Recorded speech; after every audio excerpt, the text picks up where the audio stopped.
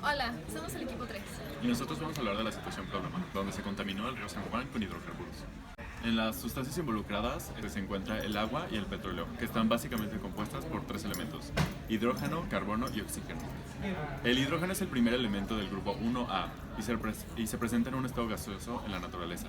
Tiene una configuración electrónica de 1s1, tiene un electrón de valencia y una masa atómica de alrededor de 1.00797. Este elemento tiene una electronegatividad de 2.1 y un nivel de oxidación de +1.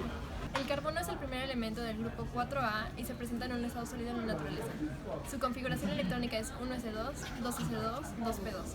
Tiene 4 electrones de valencia y su masa atómica es de 12. La electronegatividad es de 2.5 y su número de oxidación es más o menos 4. El oxígeno es un elemento del grupo 6A y se presenta en estado gaseoso. Su configuración electrónica es 1s2, 2s2, 2p4. Tiene 6 electrones de valencia, tiene una electronegatividad de 3.5 y un nivel de oxidación de -2. El agua es un compuesto formado por dos partículas de hidrógeno y una de oxígeno.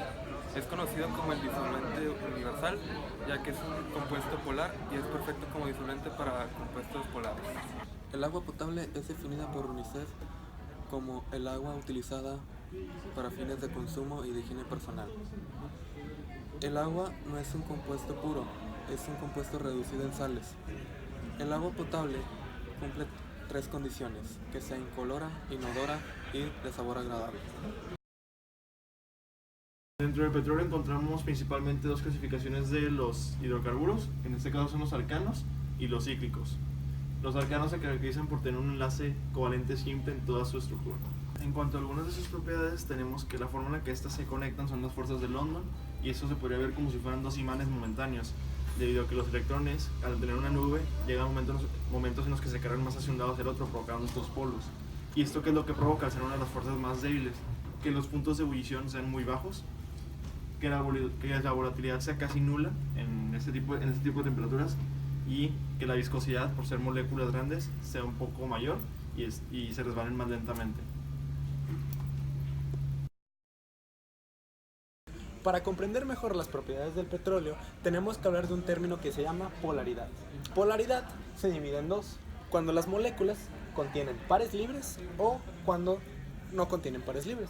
En este caso se llaman saturados. Para ejemplificar los pares libres, utilizamos la molécula del agua. En este caso, el oxígeno tiene 6 electrones en su última capa de valencia, mientras que el hidrógeno tiene solo uno. Quedan 2 pares libres a la hora de hacer el enlace covalente, contrario a lo que sería una molécula de octano. Es el principal componente de la gasolina. Tenemos aquí la molécula y podemos ver todos los enlaces del carbono, que en este son 4 en su última capa de valencia. Todos aquellos enlaces se encuentran unidos a un hidrógeno, por lo tanto no tiene pares libres, y esto le confiere una característica que es ser no polar. Se puede ver como si fuera una simetría. Nosotros, al partir el octano en 2, podemos apreciar que la molécula es no polar, contrario a lo que sería pares libres. Al tener pares libres, la molécula automáticamente es polar. Las moléculas simétricas son no polares. Las moléculas del petróleo suelen ser simétricas, como por ejemplo el octano. Las moléculas del petróleo que son simétricas y por lo tanto no polares no se mezclan con el agua.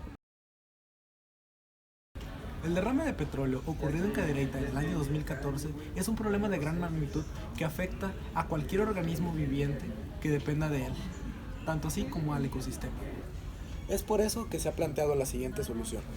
El petróleo, al ser una sustancia que no puede ser mezclada con agua, puede aprovechar el uso de barreras o booms, que en este caso ellas impiden que el petróleo en un cuerpo de agua se esparza. Una vez contenida la gran masa de petróleo, se plantea el uso de skimmers. Los skimmers son filtros para piscina. Estos filtros lo que hacen es que limpian las impurezas del agua, devolviéndolas a su mismo sitio. Una masa de agua en donde se encuentran mezclados petróleo y agua. Esta masa entra por el filtro, donde se junta. Entonces, el filtro que se encuentra aquí, en esta parte, aquí, no deja pasar el petróleo. de tal manera que devuelve el agua que se mezcló al mismo sitio. Este proceso se puede repetir una y otra vez hasta que el agua se encuentre prácticamente en estado puro.